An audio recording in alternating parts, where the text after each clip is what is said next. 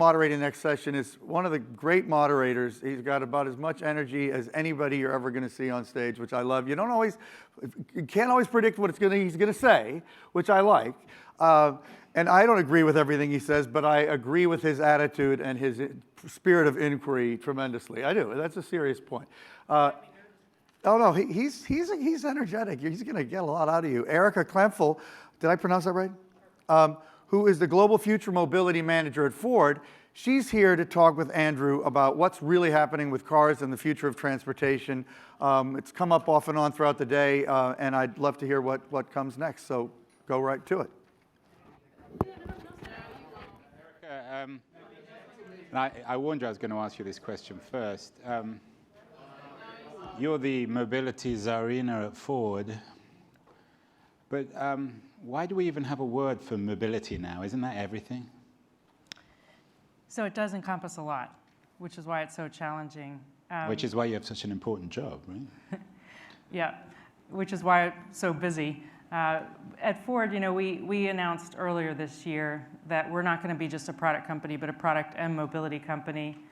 And we recognize that there's an inflection in the industry. There's a lot of disruption around consumer preferences, especially in different regions. So this is a global initiative around access versus ownership, different mega trends about people moving into urban areas, and people really just having challenges moving from A to B.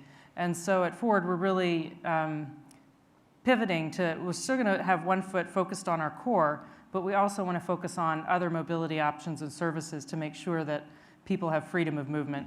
So I'm joking. Can a car company pivot, or is there a motoring term for pivoting? Because pivoting has become a cliche in Silicon Valley. What do car companies do when they reinvent themselves? So that's a good question. I think we are a big company, so maybe pivot wasn't the right word. I think enhance our value proposition. So you're becoming a technology company. Reid Hoffman, he probably said it at Techonomy, or he said it to David or something. Reid Hoffman always says, and he's one of the wise men of Silicon Valley, is every company now is a technology company. So when you say you're, quote unquote, pivoting to becoming a mobility company, you're really saying that Ford's in the same business as Google and Microsoft and IBM and everyone else? So we're going to be leveraging a lot of partners. We don't leverage? Yes. What does that mean? So we recognize that the automotive industry is changing. Our car is a part of the Internet of Things. It's filled with technology. So you are a tech company? We are a tech company. You're not a manufacturing company anymore? We are a manufacturing company. So you're both? We're both. And what's the connection between one and the other? And where's the money? So I think, we need to be a manufacturing and a tech company. Our car is filled with technology. There's money in both. We get a lot from our products, our core business, and that's still important to us, and that's something that we'll continue to focus on. But we recognize there are different mobility options that customers want that are enabled by technology. So if you become a technology company, you become a competitor to, I know you're talking about leveraging partnerships, but in business, competition is also important. Do you compete now directly with companies like Google, especially as Google is investing so heavily in self-driving cars? So I think some of our competitors will be partners in certain aspects. So, we have... Examples? Examples. So, Google, they are working on an autonomous vehicle. Ford's working on an autonomous vehicle. There are ways that we can work together with companies like that. By allowing Android Auto to come through our app link.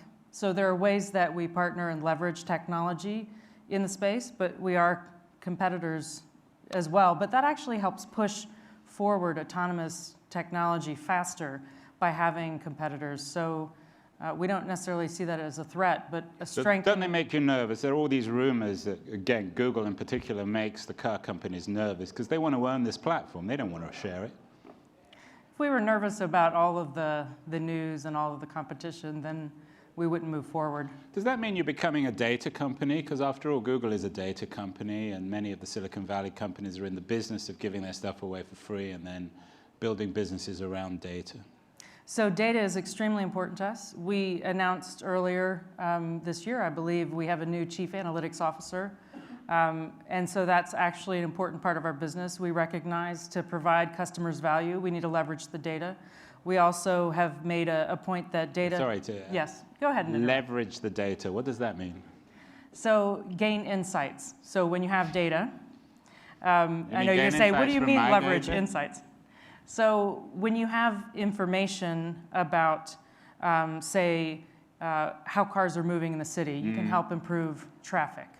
If you understand patterns of driving, you could help improve potentially people's fuel economy by giving them insights into how they could improve their driving behavior.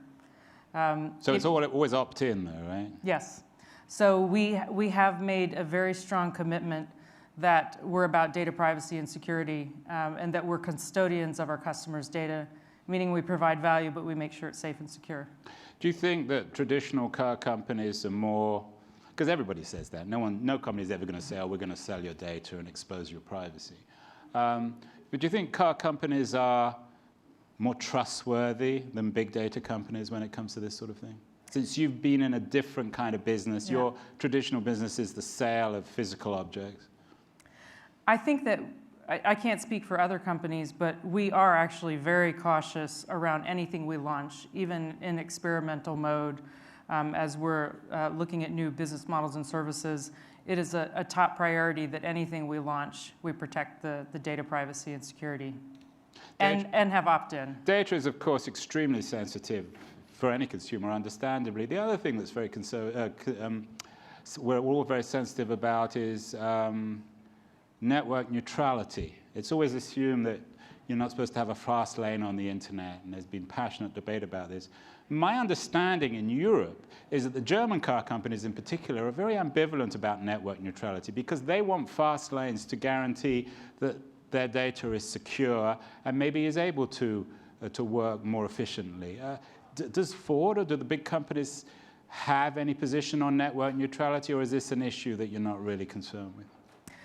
It's not an issue that I'm focused on right now. There might be others at Ford that are looking into that. Do you think it could become an issue as data becomes more and more central to your business? Yes. The big question, of course, is the imminence of this mobile revolution. We've been hearing about the self-driving car. Those of us from Silicon Valley have seen the Google self-driving car. But how close are we? Is it still science fiction? No, I don't believe it's science fiction at all. We have an autonomous vehicle that's on the roads today, a test vehicle. I think that, we believe that autonomous vehicles could be on the road within 5 years, as long as... could, meaning probably, or they for could sure? technically be, they have the technical capability to be on the road in about 5 years, but it really depends on the government and the environment. Infrastructure. Do we need new roads? Do we need... I did one of these events with David Frigstad from Frost & Sullivan, who said that the government needs another moonshot, that there needs to be hundreds of billions of dollars invested in infrastructure if this thing's going to be a reality. Are we ready? Is the infrastructure ready, or is it part of our crumbling infrastructure problem? I think there does need to be investment in infrastructure. I think there are different ways that cities might go about it, geofencing certain regions where autonomous vehicles only could navigate.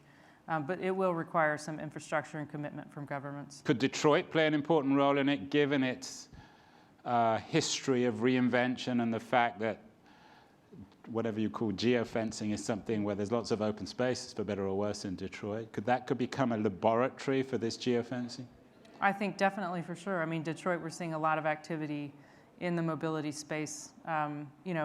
With Techstars, for example, it's an incubator for mobility startups. So I think Detroit definitely could make a play in this space. Are you sure about autonomous vehicles? Is it like the Brazilian economy, always on the horizon? I mean, 5 years is a long time. 5 years, 5 years ago, 5 years in Silicon Valley is 5 centuries. Are you sure this thing is going to happen? I don't have a crystal ball, so I'm not sure about anything. You're head of mobility at Ford. But I'm not the head of autonomous vehicles at Ford, so. But are you, what, 90% confident that in 5 to 10 years you'll be able to go and buy an autonomous car, a self-driving car? I think that'll depend on the region that you're in, depending on regulations. So some cities potentially might not let you ride in your own autonomous So it's a vehicle. political issue rather than a technological issue. The technology's there. I think the technology, there's still advancements that need to be made in the algorithms around the technology. A lot of work has been done to date. It's not like it's all solved now, but I think in 5 years, a lot of the technology issues could be solved. But I don't have a crystal ball. No, I know that. You should have one, though. I would like one. Well, anyone can get. David has a crystal ball. Techonomy has a crystal ball. The two areas of, and as some of you know, I've been critical of technology sometimes in the past, but the two areas of self-driving cars which clearly have massive upside are safety and the environment. Do you want to say something about that, about how it can solve so many of our environmental problems and, of course, avoid the tragedy of so many deaths on the road? Yeah, I think that safety is a big key reason why autonomy is important for the future, to drive towards zero accidents. When cars can talk to each other, they can communicate and avoid collisions. So I think that also impacts traffic flow, which helps movement in the city and helps reduce a lot of the traffic congestion that leads to pollution. So government should be, this is by definition, for better or worse, a political issue. The upside for governments are enormous here. In towns, in cities like Sao Paulo and many of these mega cities, the issue of traffic is catastrophic in economic terms.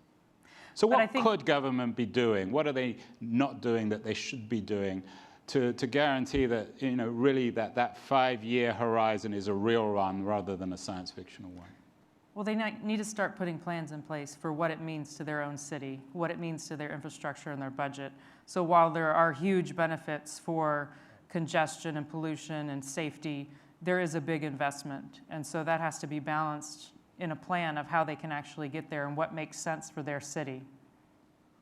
And finally, and then we'll take some questions. I don't know how much time. Are we 3 out minutes. of time? 3 minutes. Finally, what could Ford do that they're not doing at the moment? One of the things that we're working on doing is moving faster. The space is moving very fast. And for any large company, it can sometimes be difficult to accelerate. So that's one of the things that we're working on, is how we can move quickly in this space. Blowing the company up, in other words. Questions for Erica?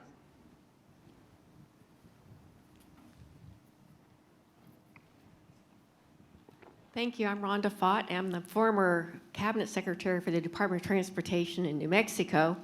And so I have a lot of, obviously, infrastructure issues. What types of infrastructure are you thinking needs to be in place for an autonomous vehicle, number one? And the other thing, you said you're not just in the product industry, but you're in the mobility industry, and I want to know a little bit more about the mobility industry. Okay, so 2 questions. The first one, so autonomous vehicles is not what I lead at Ford, so I might not be giving you the best answers. But we do need the ability for the vehicles to talk to the infrastructure. One of the ways that it's being enabled in the US, and it's different in different regions, is through DSRC. And so there needs to be some emphasis on putting that technology in place. And that can impact, the lights, the traffic lights, that sort of infrastructure. Smart roads, in other words, and smart traffic lights. So if we're going to have an Internet of Things, it's not enough just to have smart cars. Right. Cities need to be mapped so that the autonomous vehicles can compare and know where they are on the road. And so those are just a couple of examples. So your next question about being a mobility company. So cars and trucks are still really core to our business.